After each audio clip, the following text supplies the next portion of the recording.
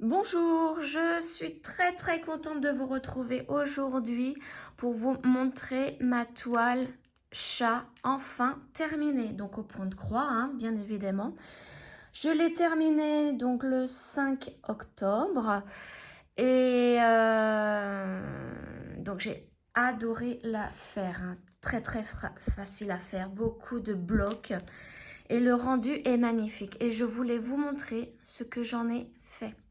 Donc tout d'abord, avant de transformer cette toile, parce que bien évidemment je ne l'ai pas encadrée, c'était une 11 CT assez, c'est assez gros et lourd comme toile, donc je ne voulais pas vraiment l'encadrer, mais si vous le faites, n'hésitez pas hein, quand même si vous préférez l'encadrer parce que c'est un joli rendu.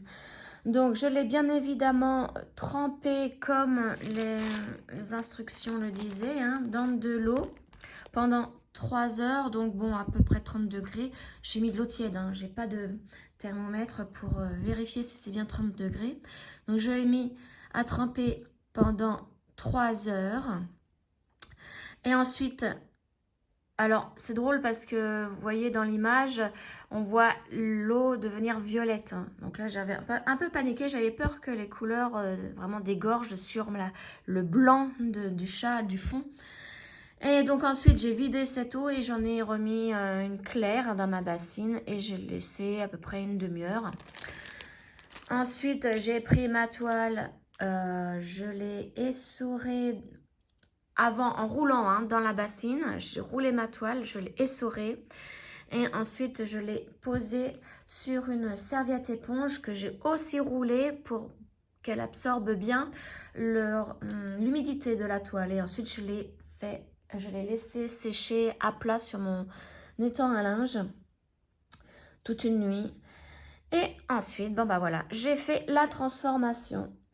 Donc pour cela, j'ai plié. Vous voyez là, il y avait donc tous les bords, les 4 bords hein, de la toile. Je les ai pliés à l'intérieur pour qu'on ne voit vraiment plus que la toile.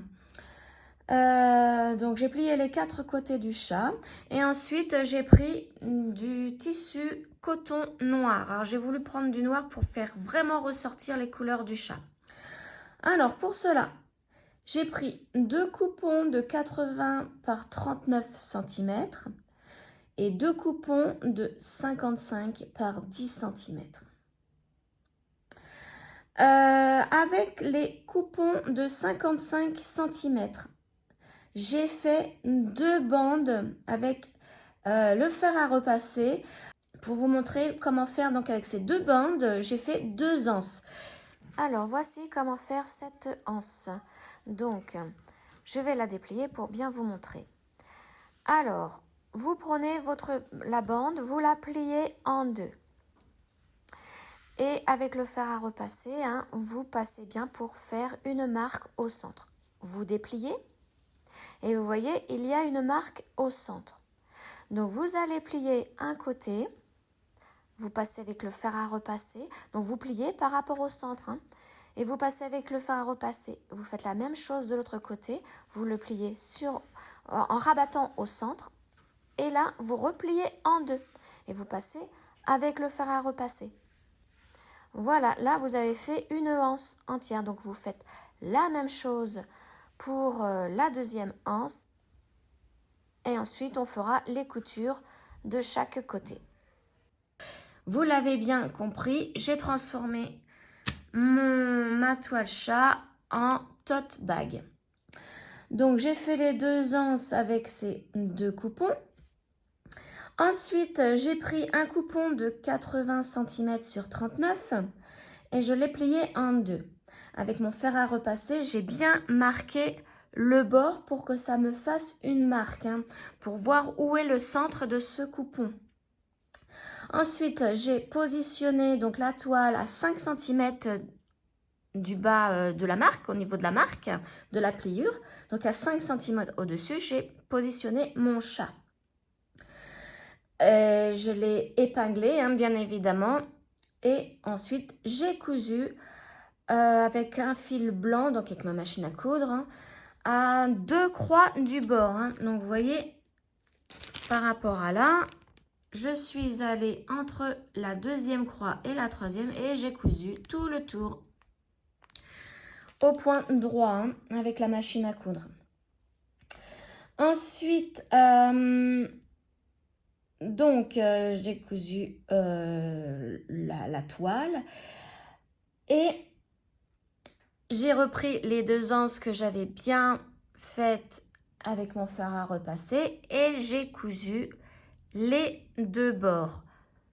Les 2 côtés en fait, les 2 longueurs. Je les ai cousues avec du fil noir au point droit. Ensuite, j'ai épinglé ces 2 anses à 12 cm du bord donc de mon coupon de 80 cm. Hein. Donc à 12 cm du bord, j'ai mis mes anses de chaque côté et je les ai épinglées. Après, j'ai pris l'autre coupon de 80 cm sur 39. Donc, je l'ai placé. À vous, si vous avez des motifs, placez endroit contre endroit. Et vous épinglez les 2 coupons de 80 cm ensemble. Vous laissez un espace d'environ 16 cm qu'il ne faudra surtout pas coudre. Hein. Donc, cet espace, vous le faites à 23 cm du bord, hein, de l'angle. Et l'espace mesure 16 cm environ. Ensuite, vous cousez tout le tour. Donc, vous avez bien épinglé tout le tour, hein, sauf l'espace. Et vous cousez tout le tour à 1 cm du bord. Et vous insistez bien sur les anses. Là, quand vous arrivez aux anses, vous faites au moins 2 allers-retours pour qu'elles soient bien fixées hein, au tissu. Ensuite, une fois que la couture est terminée, vous coupez en diagonale, donc les 4 angles. Comme ça, là, quand vous retournez, là, vous pouvez le retourner, bien évidemment, vous pouvez retourner votre travail et vous verrez que les angles se formeront bien en ayant coupé donc l'angle en diagonale. Ensuite, vous cousez à 5 mm du bord les 2 longueurs où se trouvent les anses. Donc, vous voyez, là où il y a les anses, ça va être le haut du sac. Donc là, vous cousez ces 2 longueurs à 5 mm du bord pour faire une belle finition. Ensuite, vous pliez le sac en 2 et en le mettant endroit contre endroit. Donc, le chat se retrouve à l'intérieur. Vous épinglez les 2 côtés du sac et vous les cousez aussi à environ 7 mm du bord. Et ensuite, votre sac est terminé. Vous pouvez le retourner et voilà en photo ce que ça donne. Et vous voyez que le chat est vraiment trop beau. Je vais vous le montrer là. Regardez-moi ça. Regardez comment ça rend bien sur un fond noir. Donc, c'est vachement épais hein, au niveau de la toile du chat. Donc, ce que je vous disais tout à l'heure, quand j'ai mis la toile une fois terminée dans l'eau à 30 degrés, je voyais mon blanc ici, mais rose.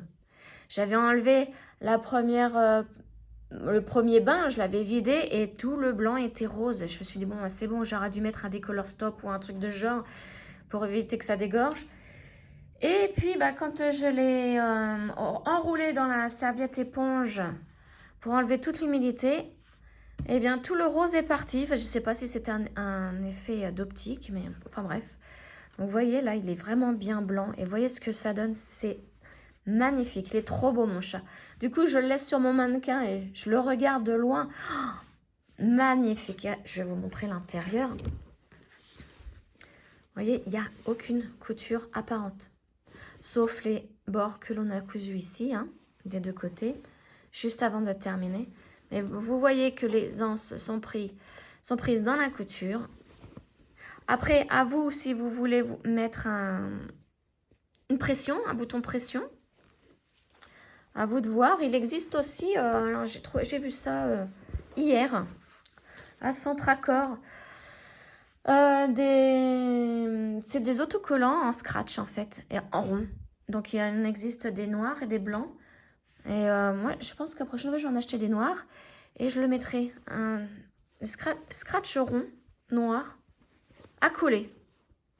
Ici, voilà. Ça peut être pratique. Donc voici. Je sais pas, dites-moi en commentaire ce que vous en pensez hein, de mon sac. Mais moi, je regrette vraiment pas de ne pas l'avoir encadré, de l'avoir transformé en sac.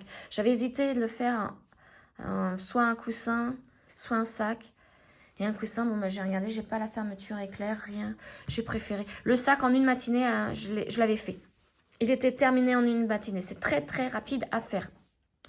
Donc, n'hésitez pas à me dire en commentaire ce que vous en pensez. Vous voyez, là, c'est le reste. Je ne vous ai pas montré tout à l'heure, mais c'est le reste de mes fils. Il y a quand même beaucoup. Alors, vous voyez, hein, le 38-65, il y en a beaucoup, beaucoup, beaucoup. Par contre... C'est lequel? C'est lequel? C'est celui-ci. Non, c'est pas celui-ci. Donc là, je retourne. Ah, c'est celui-ci, le 23. Alors là, lui, il reste plus que ça. Il fallait vraiment pas gaspiller cette couleur. Hein. Donc voilà. Voilà ce qui reste du fil que je vais pouvoir trier et remettre sur mes... Avec les autres fils. Peut-être que je vais en faire des bobines. Je vais acheter des bobines et puis je vais les mettre dans des boîtes exprès. Puisque vous savez que moi, mes écheveaux, je les mets sur des archers. Et ceux de toile comme ça, estampés, je vais les mettre sur des bobines certainement. Donc voilà, c'était ma première toile estampée. 11 CT, toute première toile comme ça que je faisais. Puisque j'ai l'habitude de faire des 18 CT. Et au point compté. Donc là, je regrette vraiment pas. Trop, trop beau. Voilà.